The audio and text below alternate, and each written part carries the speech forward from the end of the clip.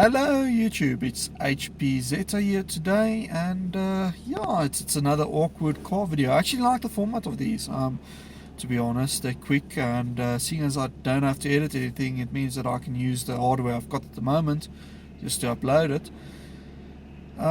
Yes, and I'm probably going to do a bit more of these talkies. I'm going to try and do a talkie a week of some sort, and it's all going to be while I drive, so you expect them to be about 5 to 10 minutes in size. And you'll probably see the same scenery behind me and a bit of shaky camera until I can figure out how to stabilize the image.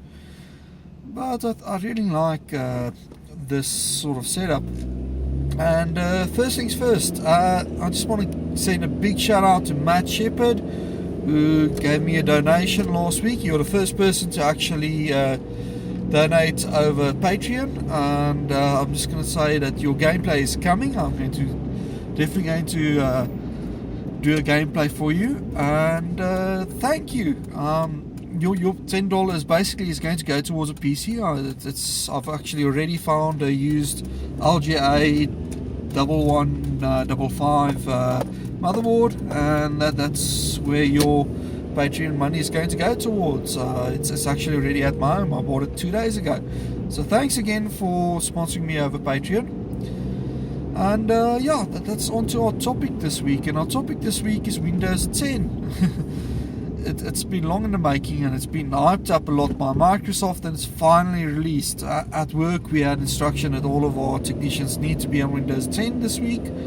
Some of us are, some of us aren't. And so far, the start menu is fantastic. It's exactly what you want it to be. It works great. It has good functionality. It bridges the whole app versus start menu or Windows interface, which is a good thing.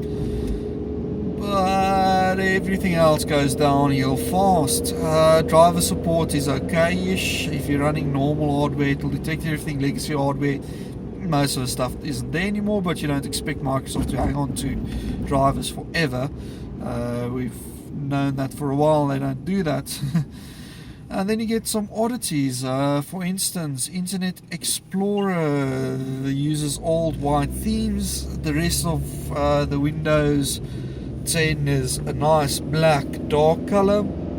I really love it. It looks great. And then you get these white borders and white bars on everything, because that's a default color palette and there's no way to change it. Yeah, it looks horrendous. To make matters worse, and to make it look even worse, they decided that Aero is going to stay out of Windows. They should have brought that back with Windows 8.1, because Aero actually makes Windows look fantastic. You get this sort of transparency with your Windows. It makes the computer look organic, more than the solid white piece of I don't know what they're going for the look. I know with Office 2013 they said that they wanted this whole look of paper, which my point is, if I want to use paper, I would use paper. I won't use my computer. I'll just grab a piece of paper and I'll write on it. It's a lot easier than grabbing my computer. I don't have to learn how to use programs or anything if I want to use paper. So why make it look like paper? It looks dull. And now it just contrasts with the rest of the colors.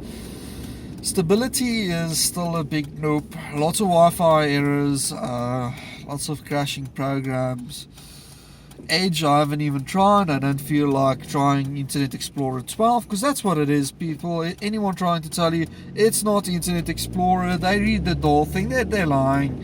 Most of the code base, once again, is from Internet Explorer. It's a new engine, it's the same thing basically. It's Internet Explorer 12, and I could not care less about Internet Explorer.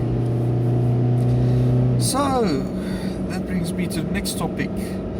Is it worth upgrading at the moment?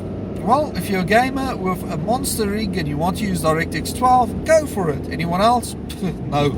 Wait for the first iteration of a service pack. It'll probably be 10.1 or whichever way Microsoft wants to name it. Hopefully Microsoft will wake up and they'll bring Aero back. If Aero is back, that'll fix the colors on the Windows as well. That'll make the thing look less generic. They'll fix the bugs, and it'll be a happier world for everyone. But until then, I seriously doubt that Microsoft will actually go through the trouble of fixing the sort of things on the system that they can get away with not fixing at all. Because let's face it, that's kind of the Microsoft way, isn't it? So hang on a second while I just get my car into here. That's the one tricky thing with these talkies with the camera, is that you still have to concentrate on the road for some reason. It would have been great if our cars drove themselves and I didn't have to do this. But for the time being, this works. I'm actually going to the mall at the moment, going to withdraw rent and stuff, and yeah. So, rest of the things, I'm still working on the Apple, and there's quite a few things happening with that, but I'll make a video next week about it. It gives me a nice little subject to talk about. Gaming wise, there hasn't been anything. Repair wise, I'm getting back into repairs. I think I've gotten through most of the backlog by now. So if anyone wants some help with some things, just message me and I'll help you out. And other than that, there's not much to talk about at the moment. Someone offered me a spectacular mint Commodore 64, but the price was one of these make me an offers, but I know if I offer him anything less than 2,500 Rand for a mint Commodore in box with a screen in box, tape drive in box, and a disk system in box, that the person will probably not be too happy with me. So I just said, okay, get back to me, let me know what the price is, how much you want to pay for it. I know I can't probably afford anything at the moment, but I can always pass it on to some of the other people. And talking about passing things over, the website is very close to completion. I'm basically doing a full community. I'm teaming up with Jessica Colley, who's helping me a lot, and we're basically doing an entire community for retro game collectors, local, international alike. And the whole point is we want to build up a network of people where you can go, someone offered me this, but you know what, I don't want it, maybe someone else wants it, or I've got this problem, have you encountered this before? So that's the whole idea of a little community, and we're going to focus on that quite a bit. I'm going to need viewers and members, because any community is just worthless without members, and it's going to be a real uphill struggle the first few months until we get about 15 active people that constantly posts about once a day at least to get it started. But it's going to be quite a thing when it's up and running. I've never seen anything like this, and I think that if we can pull this off, we will be in the next stage of retro game collecting. It's going to change the way we do things as retro gamers quite a bit, because at the moment the entire scene is split up. You've got WhatsApp groups, you've got Facebook, you've got different countries, and there's nothing really to bring the whole group together and to focus our efforts, if I could put it that way. So that's a thing, and yeah, if anybody has any topics you want me to talk about in the drive videos, I'm going to probably do these every Friday as I drive home or drive to work or something. Just post below and I'll help you out. I might also use these to answer short questions about things if you have problems, and I'll give you some advice and things like that. So that's also a possibility. And seeing as I'm about a few feet away from the mall, I probably need to sign off now. It's been a good 9 minutes.